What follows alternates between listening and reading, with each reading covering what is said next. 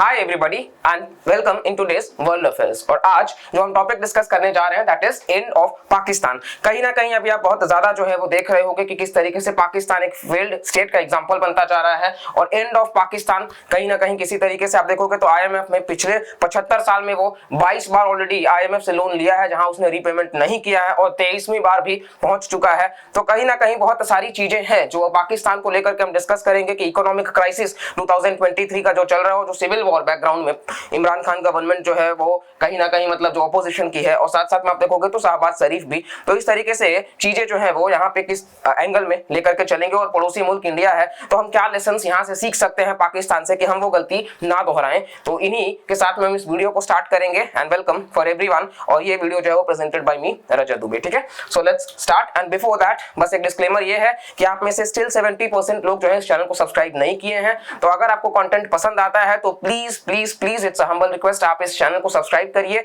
For more informative videos और आपको ये जो वर्ल्ड अफेयर्स है वो और क्वालिटी कंटेंट के साथ मिलता रहेगा। So this article economic times का जो कह रहा है कि टफ लव, बेसिकली आप देखोगे तो यहाँ पे आपको देखने को मिल जाएगा कि यहाँ पे Pakistan has gone to IMF for bail outs 23 times in 75 years. Already हमने आपको बताया 22 बार ले चुके हैं लेकिन अब तक नहीं रीपे कर पाए थे। और ये डिप्लोमेट का आर्टिकल जो बता रहा है कि पाकिस्तान वीसीएस आईएमएफ साइकिल किस तरीके से गवर्नमेंट तो आती जाती है लेकिन घुमा फिरा के एजेंडा जो है वो वही है कि इकोनॉमिक कंसर्न को एड्रेस नहीं कर पाते हैं और वो इस वीसीएस साइकिल में फंस के रह जाते हैं जहां उनको आईएमएफ से लोन लेना पड़ता है, रीपेमेंट नहीं कर पाते हैं, फिर से उस पेमेंट नहीं कर पाने के लिए लोन जो है वो लेना पड़ता है कि चलो ठीक है इंटरेस्ट भर देंगे और फिर से ये लोन जो है वो सर्कल चलता रहता है। और इसके अलावा आप देखोगे तो बिगिनिंग बाउल राव किस तरीके से यहाँ पे ये जो आर्टिकल है वो भी बता रहा है कि पाकिस्तान जो है वो कटोरा लेकर के पहुंच जाता है भीख मांगने के लिए और हमेशा की तरह यहाँ पर उन्होंने आईएमएफ का दरवाजा ही खटखटाया है। तो ये पूरा का पूरा सिनारियो है जहां पे आप देखोगे तो पाकिस्तान को लेकर के यहाँ पे डिस्कस करा जाएगा। खैर यहाँ पे हम किसी तरीके से उसको जश्न मनाने के पॉइंट ऑफ व्यू से नहीं देखेंगे, हम यहाँ पे लेसन सीखेंगे और साथ साथ में हम ये कोशिश करेंगे कि एक फेल्ड स्टेट का एग्जाम्पल आप कैसे देख सकते हो। तो एंड ऑफ पाकिस्तान की फर्स्ट पॉइंट बात कर लेते हैं। तो यहाँ पे पहला आप देखोगे तो that is worst economic crisis. अपने आप में आप देखोगे तो पाकिस्तान इस वक्त जो क्राइसिस से गुजर रहा है वो दुनिया का वर्स्ट इकोनॉमिक क्राइसिस है और साथ साथ में पाकिस्तान को बेल आउट भी नहीं मिल रहा है। ठीक है, हाल मतलब पहले क्या था कि आराम से उनको मिल जाया करता था, अभी पाकिस्तान को जल्दी बेल आउट भी नहीं मिल रहा है क्योंकि आईएमएफ ने भी कई सारे रेस्ट्रिक्शंस लगा दिए हैं। कई सारे जगहों पे आप देखोगे तो जैसे सब्सिडीज हो गया या किसी तरीके से अगर वेलफेयर स्कीम्स हो गया तो उन सब पे भी वो बंदिशें लगाते हैं तो उनका इन्फ्लुएंस भी बढ़ रहा है। इन्फ्लेशन जो है वो पिछले 50 साल में हाईएस्ट पे पहुंच चुका है। ठीक है, तो आप देखोगे 31-32% के आसपास इन्फ्लेशन है। उनके पास में फॉरेन एक्सचेंज रिजर्व्स भी महज 3 से 4 बिलियन का ही हो पा रहा है। तो ये सारा जो है वो कारण बन चुका है। फूड जो है वो अनअफोर्डेबल हो चुका है मेजॉरिटी ऑफ द लोगों के पास में। और हमने देखा था कि किस तरीके से 2022 में जो मैसिव फ्लड आया था पूरे सेंचुरी में अब तक का वो इतिहास में सबसे वर्स्ट फ्लड में से एक है। तो वहां पे भी पाकिस्तान में बहुत ज्यादा डिजास्टर जो प्रोन है वो कहीं ना कहीं मतलब उसमें भी इंपैक्ट देखने को मिला और इसीलिए ये जो कंट्री है वो स्टिल इम्प्लोड कर रहा है। तो आप इस तरीके से देख सकते हो कि लोगों में वहां पे मतलब अनाज वितरण को लेकर के भी दंगे हो जा रहे हैं और बहुत सारी चीजों जो है वो कंट्रोल के बाहर है। Now how Pakistan became a failed state. ठीक है, तो इसके ओरिजिन की बात कर लेते हैं। देखिए ऐसा नहीं है, दोनों ही देश, इंडिया 15 अगस्त 1947 को आजाद होता है जबकि पाकिस्तान 14 अगस्त। ठीक है, तो देश तो आजाद सिमिलर है लेकिन आज आप देखोगे तो इंडिया जो है वो फास्टेस्ट ग्रोइंग इकोनॉमी है जबकि पाकिस्तान जो है वो आप देख ही रहे हो इंडिया की इकोनॉमी 3 ट्रिलियन से ज्यादा हो चुकी है। और यहाँ पे आप देखोगे तो पाकिस्तान जो है वो स्टिल अभी भी लैग कर रहा है और उनका फोकस जो है वो मतलब कहीं ना कहीं आप देखोगे तो लगातार इंडिया मैसिव इन्वेस्टमेंट्स कर रहा है इसरो को लेकर के, डीआरडीओ को लेकर के और तमाम प्रकार के डेवलपमेंट्स। हम डिजिटल इंडिया और स्पेस मिशन की बात कर रहे हैं जबकि अभी भी वो टेररिज्म अपने यहाँ से सिर्फ रिमूव नहीं कर पा रहे हैं।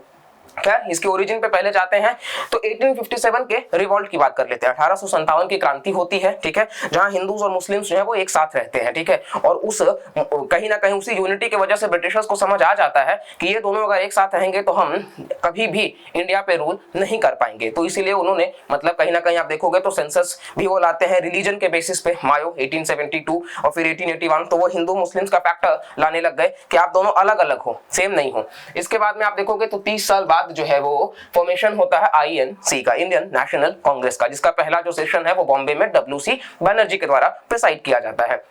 फिर आईएनसी जब बन जाता है तो वहां पे आप देखोगे तो लीडर्स जो है वो सेम होते हैं, लेकिन 1906 आता है जहां पे ढाका में ऑल इंडिया मुस्लिम लीग जो है, जो मुस्लिम्स के कंसर्न्स को रिप्रेजेंट करेगा, उनका स्थापित किया जाता है। और इसी के बाद में 1916 में लखनऊ पैक्ट भी होता है, बिकॉज 1907 में मॉडरेट्स और एक्सट्रीमिस्ट्स अलग हो जाते हैं, तो 1916 लखनऊ पैक्ट होता है जहां पे हिंदूज और मुस्लिम्स अगेन एक साथ हो जाते हैं, मॉडरेट्स और एक्सट्रीमिस्ट्स। ठीक है, ये सब तो हिस्ट्री का पॉइंट ऑफ व्यू था। इसके बाद में आप देखोगे तो वो साल था 1930 जब इंडिपेंडेंट मुस्लिम नेशन का डिमांड किया गया, कि 1930 में पहली बार, अभी तक क्योंकि मुस्लिम नेशन का डिमांड नहीं किया गया था, लोग एक साथ रह रहे थे। फिर 1933 वो साल था जहां पे पहली बार चौधरी रहमत अली ने पाकिस्तान शब्द को कॉइन किया था। और 1940 का साल था जहां लाहौर रिजोल्यूशन आता है, जहां मुस्लिम लीग ऑफिशियली डिमांड करती है पाकिस्तान के लिए। तो लाहौर रिजोल्यूशन 1940 और मुस्लिम लीग ऑफिशियली अब डिमांड कर लेता है कि पाकिस्तान होना चाहिए।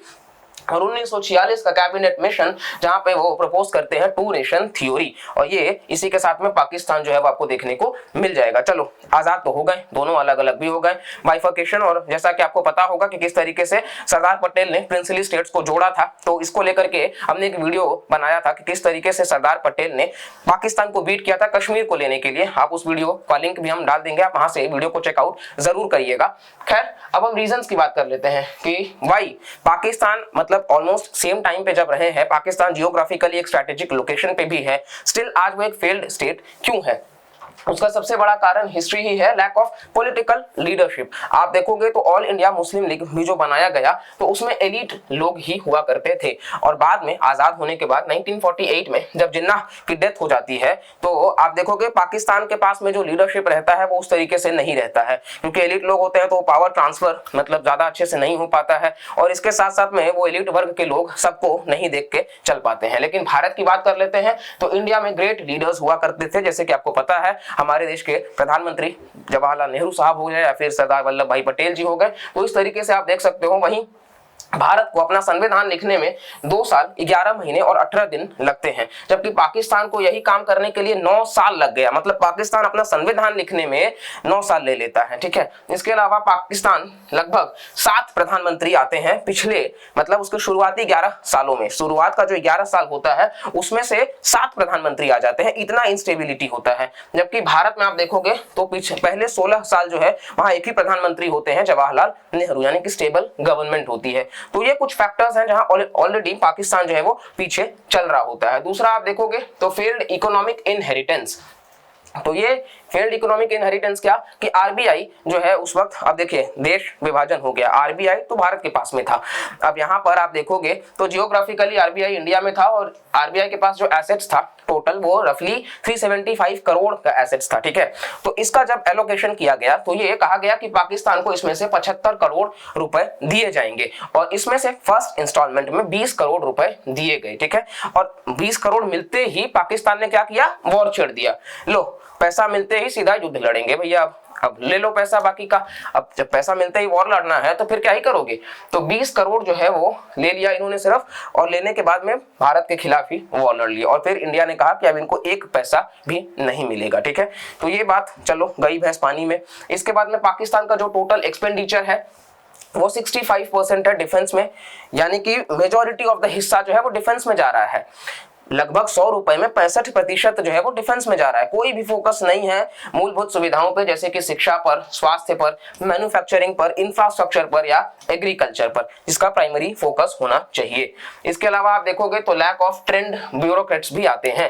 किस तरीके से कि आप देखोगे पाकिस्तान में उस वक्त महज 80 सिविल सर्वेंट्स हुआ करते थे, जबकि भारत के पास में 1400 सिविल सर्वेंट्स हुआ करते थे। इसके पीछे भी एक लॉजिक ये बताया जाता है कि हिंदूज का जो लिटरेसी रेट है वो पाकिस्तान मतलब मुस्लिम्स में जो थे वहां पे उनसे ज्यादा हुआ करता था। तो ये एक कारण है कि हिंदूज का लिटरेसी रेट, लेकिन ओवरऑल आप देखोगे तो पाकिस्तान में करप्शन भी बहुत ज्यादा हुआ करता था। इवन आज भी करप्शन परसेप्शन इंडेक्स में पाकिस्तान जो है वो 140 रैंक पे, तो इस वजह से करप्शन भी बहुत ज्यादा वहां पे एग्जिस्ट कर रहा है। नेक्स्ट आप देखोगे तो टू विंग्स प्रॉब्लम्स। तो टू विंग्स प्रॉब्लम्स का मतलब कि पाकिस्तान ऑलरेडी, वेस्ट पाकिस्तान तो ठीक था ही, लेकिन उसके बाद में ईस्ट पाकिस्तान जो आज बांग्लादेश है, 1971 ऑपरेशन विजय, तो वहां आप देखोगे तो दोनों रिलीजन को छोड़ दिया जाए तो बाकी किसी भी एथनिसिटी में सेम नहीं थे। मतलब लैंग्वेज अलग था, कहीं ना कहीं ट्रेडिशनल जो मतलब सिस्टम था वो डिफरेंट था दोनों ही रीजन्स के लिए। तो इस वजह से दोनों को साथ लेकर के चल पाना भी एक मुश्किल हो रहा था, तो टू विंग्स प्रॉब्लम। फिर आप देखोगे तो इंटरनल चैलेंजेस, यानी कि आप पाकिस्तान को देखोगे तो पाकिस्तान के जो प्रोविंसेस हैं उसमें से एक जो बलूचिस्तान है, तो बलूचिस्तान कभी भी नहीं चाहता था कि वो पाकिस्तान का हिस्सा बने, वो एक इंडिपेंडेंट स्टेट चाहता था, और वो क्योंकि फुलफिल नहीं हो पाया है तो वहां अपने आप में आप देखोगे तो शुरुआत से ही इंटरनल चैलेंजेस एग्जिस्ट कर रहे हैं जो पाकिस्तान हैंडल नहीं कर पा रहा है। फिर आप देखोगे तो ओवरपावर्ड मिलिट्री को बहुत ज्यादा प्रेफरेंस दे देना। 1945 वो साल होता है जब डॉक्ट्राइन ऑफ नेसेसिटी को लाया जाता है, और इस वजह से आज तक कोई भी प्रधानमंत्री जो है वो अपना 5 साल का टेन्योर भी पूरा नहीं कर सका है इसी मिलिट्री की वजह से। और इसके अलावा आप देखोगे तो रिलीजियस एक्सट्रीमिज्म भी है। 1977 जनरल जियाउल हक जो है वो कहीं ना कहीं आप देखोगे तो पिक्चर में आ जाते हैं, और फिर अगले ही साल वो प्रेसिडेंट बन जाते हैं, और फिर वो रेडिकलाइजेशन की तरफ बढ़ जाते हैं और उस पूरे पाकिस्तान को रेडिकलाइज करने के लिए आगे बढ़ जाते हैं। और साथ साथ आप देखोगे तो जैसे कि आपको पता होगा कि यूएस से जो है वो पाकिस्तान का इनिशियली मदद काफी करता था अफगानिस्तान में टेररिज्म को जो स्पॉन्सर किया जाता था उसको रोकने के लिए भी, और कहीं ना कहीं बैकएंड में फाइनेंसेस भी देता था, वेपन्स भी देता था कि उनके लोग ही ले जाकर के मतलब युद्ध लड़े, यूएस के लोगों को नहीं जाना होगा। लेकिन जब 1991 आता है, यूएसएसआर डिसॉल्व हो जाता है, तो अब किस बात का फंडिंग, तो वो जो एक लोगों को रोजगार मिला था पाकिस्तान के जिसके लिए वहां के लोग खुश भी थे वो भी खत्म हो गया। तो ये सारा कुछ रीजंस था जो पाकिस्तान अपने आप में एक फेल्ड स्टेट का एग्जांपल बनता गया। नाउ आज के हम प्रॉब्लम्स को भी देख लें तो वही मिलता जुलता, जैसा कि आपको हम बताए रेवेन्यू रिसीट्स आप देखोगे पाकिस्तानी रुपीस में तो ये लगभग 9,40,000 करोड़ रुपीस का रेवेन्यू रिसीट्स है पाकिस्तान का, और वहीं आप कैपिटल रिसीट्स देखोगे तो 2,37,000 करोड़ का, यानी कि रेवेन्यू बहुत ज्यादा है। सब्सिडीज, पेंशंस, वेलफेयर स्कीम्स, इन सब लोगों को अट्रैक्ट करने के लिए पॉपुलिस्ट मेजर्स बहुत ज्यादा लिए जा रहे हैं कि वोट बैंक पॉलिटिक्स बनाई जाए। ऐसा नहीं कि किसी भी कंट्री में नहीं होता है, बिल्कुल, लेकिन पाकिस्तान में ये चीज बहुत ज्यादा है। आप इंफ्रास्ट्रक्चर में नहीं कर रहे हो जिससे कि लॉन्ग टर्म में लोगों के लिए बेनिफिट होगा, रोजगार मिलेगा। आपने शॉर्ट टर्म स्कीम को उठा लिया कि चुनाव एक बार बस जीत जाए, इसके बाद जो होगा देखा जाएगा। तो वो पैसे तो सरकार के पास से कहां से आ रहे हैं, लोगों के पास से। और पाकिस्तान का टैक्स बेस भी इंडिया जैसा नहीं है कि 1.4 बिलियन टैक्स पेयर्स उस तरीके से हैं, तो ये भी थोड़ा सा एक कंसर्न है इनके लिए। नेक्स्ट आप देखोगे तो एक्सटर्नल रिसीट्स, तो किस तरीके से 5,54,000 करोड़ जो है वो आप देखोगे तो ये एक्सटर्नल रिसीट्स हैं कि बाहर से लिए गए सोर्स के हैं। तो ये पूरा का पूरा खैर था।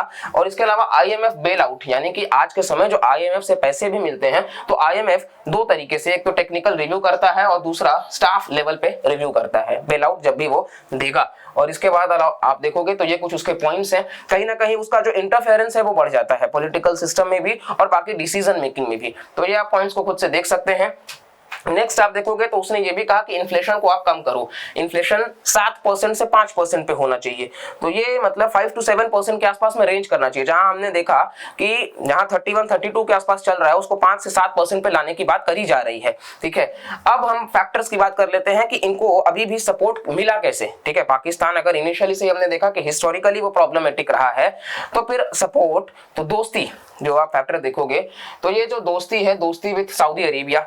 ठीक है, तो सऊदी अरेबिया के साथ दोस्ती में देखोगे तो 2018 वो साल था जहां सऊदी को 6.2 बिलियन का एक एड मिलता है। ठीक है, इनिशियली, और फिर वो ऑयल मतलब भी लोन में लेते हैं 3 बिलियन तक का पाकिस्तान के लिए। ठीक है, फिर 2021 में 3 बिलियन का लोन, 2022 में 8 बिलियन का लोन। ठीक है, फिर इसके बाद इतने में मन नहीं भरता, इसी दोस्ती से वो और दोस्ती करना चाहते हैं, कतर के साथ में अब दोस्ती करते हैं, तो इस दोस्ती के साथ में वो 2022 में 2 बिलियन का लोन लेते हैं। और इसके बाद आप देखोगे तो फिर यूएई के साथ दोस्ती करते हैं, और यहाँ पे 2018 में $200 मिलियन का लोन, और फिर 2019 में $2 बिलियन का लोन। यानी कि ये जो दोस्ती है वो सिर्फ पैसों तक वाली ही चल रही है, इसके बियॉन्ड नहीं। सिर्फ ये जो 3 कंट्रीज हैं इनसे पिछले 5 साल में लगभग 25 बिलियन यानी 24.4 बिलियन यूएस डॉलर्स का लोन ऑलरेडी पाकिस्तान ले चुका था, जिसका रीपेमेंट वो नहीं कर पा रहे थे। फिर आप देखोगे तो Iran Pakistan pipeline gas project जो है वो भी था, जो 1999 से चालू था, और वहां पे ईरान अपने पक्ष का जो था वो प्रोजेक्ट रेडी कर रखा था, लेकिन पाकिस्तान ने तो आप कह सकते हो कि शुरुआत भी नहीं कर पाया, वो तो कंप्लीट उसका था नहीं, और इसको लेकर के ईरान चिढ़ गया और ईरान ने कहा कि आप इसको कंप्लीट करो 2024 तक या फिर हमें फाइन भरो। तो ईरान मान भी क्या रहा है, मतलब जो कंट्री अपने आप में बेल आउट के लिए भीख मांग रहा है, कटोरा लेकर के पहुंच रहा है, ईरान उनसे फाइन की बात कर रहा है। तो खैर ठीक है, अभी वो कहां से देगा, ईरान को तो समझना चाहिए। और फिर इंडिया इस वजह से इसको स्किप भी कर गया, क्योंकि भारत ने ये कहा कि क्या पता भाई कि इस गैस पाइपलाइन से तो गैस का तो छोड़ो लेकिन आतंकवादी जरूर आ सकते हैं, तो इसीलिए हमने उसे स्किप करना ही जरूरी समझा। नेक्स्ट यहाँ पे आप बात कर लेते हैं बीसीएस साइकिल का। जैसे आप देखोगे तो ओवरऑल कोई भी अगर बैंकिंग सिस्टम में पैसा नहीं रहेगा तो फिर उसके लिए loans and bailouts he options हैं। अब हम लोन्स वगैरह लेंगे तो फिर इससे इंटरेस्ट जो है वो बढ़ेगा, और इंटरेस्ट बढ़ेगा तो फिर अगेन लोन्स जो है वो लेना पड़ेगा कि उस इंटरेस्ट को बढ़ा जा सके, ठीक है। तो एक तरफ तो पैसा नहीं है, पैसा लेने के लिए लोन लिए तो फिर इंटरेस्ट बढ़ रहा है, तो इंटरेस्ट जब बढ़ रहा है तो उस इंटरेस्ट को भरने के लिए पैसे अलग से लेने पड़ रहे हैं। फिर यहाँ पे चाइना के साथ दोस्ती, ओहो हो, हमने ये कंट्री कहां से छोड़ दिया जी। अभी तक तो हमने सिर्फ सऊदी, यूएई और कतर को देखा, वो कंट्री तो छोड़ दी है जिसने चाइना को एकदम मतलब पाकिस्तान को एकदम गोद में खिलाया है और संवारा है। तो ये आप देखोगे 300 बिलियन तक का लोन इन्होंने चाइनीज बैंक से लिया है, ठीक है। इसके अलावा सीपेक की बात कर लेते हैं, चाइना पाकिस्तान इकोनॉमिक कॉरिडोर। तो यहाँ पे चाइना ने कितना एडवांस्ड तरीके से ये गेम खेला कि ये 30 बिलियन आपको लग रहा होगा कि बहुत बड़ा लोन है, बेसिकली है, लेकिन चाइना अपनी पैसे इस तरीके से नहीं निकालता है। वो जो चेकबुक डिप्लोमेसी है वो इस तरीके से यूं ही खर्च नहीं कर देता है। इसने चाइनीज कंपनी होनी चाहिए, चाइनीज वर्कर्स होंगे और चाइनीज मनी जो होगा वो चाइनीज बैंक्स में ही रहेगा, मतलब सारा अपना ही, ठीक है। वर्कर्स भी अपने ही, कंपनी भी अपने ही, और जो पैसे भी होंगे वो अपने ही बैंक्स में होंगे। तो पाकिस्तान को कुछ भी उन्होंने इजाजत नहीं दिया, मालूम होगा शायद। नेक्स्ट हम देख लेते हैं यहाँ पे, तो ये प्रॉब्लम्स वापस से कि सिस्टमिक प्रॉब्लम्स तो थे ही, फिर पॉवर्टी, गरीबी, और गरीबी जब है तो टैक्स रेवेन्यू अपने आप कम होगा, क्योंकि जाहिर सी बात है लोग खर्च कम करेंगे या लोग टैक्स पेयर्स के बेस में कम आएंगे, और फिर बेल आउट्स की तरफ तो जाना ही पड़ेगा। तो ये विशियस साइकिल कहीं ना कहीं चलता ही जा रहा है। अब यहाँ पे आप कहोगे कि इतना कुछ प्रॉब्लम्स था तो फिर हेल्प क्यों किए लोग। हेल्प में आप देखोगे तो 3 ब्रॉड रीजंस था हेल्प करने का, क्योंकि ये इस तरीके से जब मुंह बना लिए तो फिर लोगों हेल्प करना भी चालू किया। पहला हेल्प किया इसलिए क्योंकि ह्यूमैनिटी, कि भाई ठीक है चलो कोई बात नहीं है, कैसा भी कंट्री हो, देखिए लोग वहां के किसी भी कंट्री के लोग हमेशा अच्छे होते हैं, ठीक है। तो आप इस तरीके से तो नहीं कह सकते हो, तो ह्यूमैनिटी तो है भाई। अभी ये वहां पे फ्लड आया, मैसिव लेवल पे डिवास्टेशंस हुआ, तो लोगों को तो परेशानियां हुई, बच्चे बूढ़े, तो उन लोग के पॉइंट ऑफ व्यू से हमने ह्यूमैनिटी एक एंगल देखा। दूसरा आप देखोगे तो कॉमन इंटरेस्ट्स कि मुस्लिम कंट्रीज हैं जैसे सऊदी, यूएई, कतर जो हेल्प किए इसलिए क्योंकि उनके इंटरेस्ट आप देखोगे रिलीजन के पर्सपेक्टिव से तो वो सेम है कि चलो मुस्लिम्स एंगल एक आ गया। तीसरा आप देखोगे तो इकोनॉमिक इंटरेस्ट, कहीं ना कहीं अर्थव्यवस्था भी एक इंटरेस्ट, जैसा कि हमने आपको शुरुआत में ही बताया कि पाकिस्तान जो है वो ज्योग्राफिकली एक स्ट्रेटेजिक पोजीशन पे है, तो इसलिए चाइना पाकिस्तान इकोनॉमिक कॉरिडोर में वो इन्वेस्टमेंट कर रहा है। फिर आप देखोगे तो belt and road initiative, Gwadar port से लेकर के, ठीक है, तो इस तरीके से उसका एक है। लेकिन अब उसका कहीं ना कहीं डिसएडवांटेज ये है कि चाइना ने अपना सीपेक प्रोजेक्ट को स्लो कर दिया है। साथ साथ आप देखोगे तो कतार, टर्की, मलेशिया और पाकिस्तान ये एक नया अलायंस तो बना लिए चारों, लेकिन सऊदी को ही पीछे छोड़ दिए। भाई तुमने जिससे पैसा लिया था तुम उसी को निकाल दिए, लो पैसा भी ले लिए और अब बोले आना मत, दरवाजा बंद कर दिया, तुम्हारे लिए नहीं है ये घर। तो फिर सऊदी को निकाल दिया, जो कि सऊदी को पसंद नहीं आया, क्योंकि सऊदी आपको पता होगा मिडिल ईस्ट में अपने आप को सबसे स्ट्रॉन्ग कंट्री समझता है, ठीक है। तो इस वजह से सऊदी ने भी पैसे देने बंद कर दिए। फिर आप देखोगे तो प्रायोरिटीज इवन यूएसए और आईएमएफ का भी चेंज होने लग गया, क्योंकि आईएमएफ 22 बार देता आया तो ऐसा नहीं कि इस बार नहीं दे सकता था, लेकिन इस बार उन्होंने बहुत ज्यादा टर्म्स एंड कंडीशंस लगा दिए। और यूएस इनिशियली देता आया तो ऐसा नहीं कि यूएस अब नहीं दे सकता, लेकिन उनको भी समझ आ गया था कि ये वेस्टेज है। अब यहाँ पे देखोगे तो यूएस ऑलरेडी 300 बिलियन डॉलर्स जो है वो फेड के तरफ से दिया जा रहा है उन बैंक्स को, जैसे कि हमने देखा सिलिकॉन वैली बैंक, तो उनके मतलब जो कहीं ना कहीं कस्टमर्स हैं उनके लिए कि वो जो बैंक रन के लिए आए हैं तो उनको वो फंडिंग दिया जा सके, फाइनेंस दिया जा सके, वो पैसे डूबे ना। तो ऐसा तो नहीं है कि यूएस के पास फाइनेंस नहीं है। इवन आईएमएफ ने भी 15.6 बिलियन डॉलर्स का बेल आउट दिया है यूक्रेन को, ठीक है, लोन के फॉर्म में, और इसके साथ साथ में 115 बिलियन का इन ग्लोबल सपोर्ट। तो यानी आईएमएफ भी फंड्स तो रेज कर रहा है, दे रहा है वो, तो पाकिस्तान के लिए इसीलिए कंसर्न है, क्योंकि हमने स्टार्टिंग में वीडियो में देख लिया है। फिर आप देखोगे तो लेसन्स फॉर इंडिया, भारत को क्या सीखना चाहिए। देखिए पाकिस्तान का जो मेजर बजट आज भी है उसमें 40% उनका जो है वो रेवेन्यू पेमेंट में, मतलब जो वो लोन ले रहे हैं उसके पेमेंट में जा रहा है और डिफेंस में जा रहा है। तो वो चीज हमें कहीं ना कहीं सीखना होगा, बिकॉज हम भी क्या करते हैं कि जो हमारा मेजर पार्ट है बजट का वो हमारा जो जाता है वो जाता है इंटरेस्ट पेमेंट्स में ही, तो उसको हमको ट्रांसफर कहीं ना कहीं करना होगा या कम करना होगा। ऑल्दो हम बॉन्ड्स निकाल के करते हैं, हम ऐसे आईएमएफ से लोन नहीं मांगते हैं, ठीक है, तो हम बॉन्ड्स प्रॉपर निकालते हैं और हमारा जो स्टेटस है वर्ल्ड बैंक जैसी कंट्री हमें लोन देती है for major infrastructure development projects. तो पहला चीज तो है कि नो फ्री गिफ्ट्स, यहाँ फ्री कुछ नहीं है। इंटरनेशनल रिलेशंस में कोई भी आपका परमानेंट फ्रेंड नहीं है और कोई भी आपका परमानेंट एनिमी नहीं है, ये सिचुएशंस डिसाइड करता है, ठीक है। जैसे यूएसए इनिशियली पाकिस्तान के फेवर में था, लेकिन आज वो इंडिया के फेवर में भी बात कर रहा है। कॉम्प्रिहेंसिव स्ट्रेटेजिक पार्टनर हम लोग शेयर करते हैं, डिफेंस एग्रीमेंट्स बहुत सारे हैं, लेमोवा, कॉमकासा, बेका, जी सोमिया, ये सारा, और अलग अलग तरीके से हम क्वाड और मालाबार नेवल एक्सरसाइजेस 50 तरीकों से हम एग्रीमेंट्स में जुड़े हैं यूएस के साथ में। तो हमें बैलेंस तो करना होगा कि रशिया हमारे फेवर में मतलब है तो वो बना रहे।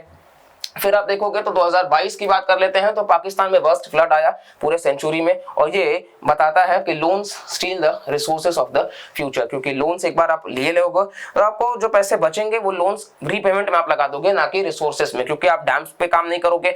आप जो भी मतलब नेचुरल देखिए जो डिजास्टर्स आएंगे उनको हम नहीं रोक सकते हैं, लेकिन हम थोड़ा सा prevention is better than cure, तो हम प्रिवेंट करने पे काम कर सकते हैं, लेकिन उस प्रिवेंशन के लिए भी तो फंड्स रहने चाहिए ना। दूसरा है कि हमें ये जो साइकिल ऑफ पॉवर्टी है उससे खुद को बाहर निकालना होगा। सब्सिडीज कभी भी परमानेंट सॉल्यूशन नहीं हो सकता है, ये महज एक टेम्पोररी सॉल्यूशन हो सकता है कि एक एड का काम कर सकता है, ठीक है। अब अगर बराबर चोट लग रही है तो बैंडेड नहीं, उसके लिए इम्यून सिस्टम हमें अपना स्ट्रॉन्ग करना होगा। फिर इसके बाद में आप देखोगे तो रेज इनकम, लोगों के इनकम को, ये कैसे हो सकता है कि हम ज्यादा से ज्यादा मैन्युफैक्चरिंग सेक्टर पे जो कि इंडियन प्रोडक्ट्स पे हम फोकस करें, क्योंकि हम सामान लेते समय ऐसा नहीं कि चाइनीज ओन मतलब कंपनीज जो है उनका ही ले, ठीक है। तो हमें भारतीय प्रोडक्ट्स को फोकस करना है कि उनको हम बूस्ट दे सके और जो लोकल वेंडर्स हैं उनको हम प्रमोट कर सके। साथ साथ में इंडिया ऑलरेडी आप देखोगे तो स्टार्टिंग जो है वो हमारे यहाँ फूड क्राइसिस हुआ करता था, लेकिन आज हम फार्मा जगत के पिता कहे जाते हैं, तो उस पर फोकस के साथ साथ टूरिज्म पे भी फोकस तो करना होगा, लेकिन बाकी भी हमें लोगों के अंदर स्किल्स इम्बाइब करके एक अच्छा एजुकेशन, हेल्थ फैसिलिटी,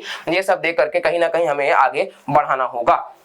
और इसके अलावा जैसा कि आपको हम बताएं, भारत का इंटरेस्ट पेमेंट्स में भी इतना ज्यादा जो है वो जाता है, ठीक है। तो ये खैर पूरा का पूरा वीडियो था जो कि हम यहाँ पे आपको समझा पाए होंगे कि किस तरीके से भारत क्या सीख सकता है, और यहाँ पर कोई भी कंट्री, आज पाकिस्तान का ये सिचुएशन है, लेकिन अगर इसी नक्शे कदम पे कोई भी कंट्री रहेगा तो यही हालत होगा। तो हम ये जियोपॉलिटिक्स के स्टडी से यही सीखने की कोशिश किए हैं कि यहाँ पे क्या गलती है, पाकिस्तान हिस्टोरिकली क्यों फेल स्टेट रहा है, और आज भी पाकिस्तान क्या गलती दोहराते जा रहा है, because civil war Imran Khan और शहबाज शरीफ के बीच में भी चल रहा है। तो इंस्टेबिलिटी तो है गवर्नमेंट में, और आर्मी का जो कंट्रोल है वो भी बहुत ज्यादा है, और इन्फ्लेशन जो है वो भी बहुत ज्यादा है। तो उम्मीद करते हैं कि ये चीजें जल्द से जल्द वो कंट्रोल कर पाए, लेकिन ऐसा करने के लिए उनको खुद को सुधारना होगा, ठीक है। ये जो टेरर स्पॉन्सर करते हैं कि गुड टेररिज्म बैड टेररिज्म के नाम पे, ऐसा कुछ होता नहीं है, ये चीज उनको एक्सेप्ट करना होगा, और कहीं ना कहीं कोशिश करना होगा कि बगैर इंडिया के रिलेशंस आगे बढ़ा नहीं सकते हैं, तो वो साथ आगे बढ़ के बात कर सकें। खैर ये हमारा वीडियो था फॉर टुडेज वर्ल्ड अफेयर्स। अगर आपको कंटेंट पसंद आता है तो प्लीज लाइक करिएगा, कमेंट करके अपना भी आप व्यूज बता सकते हैं,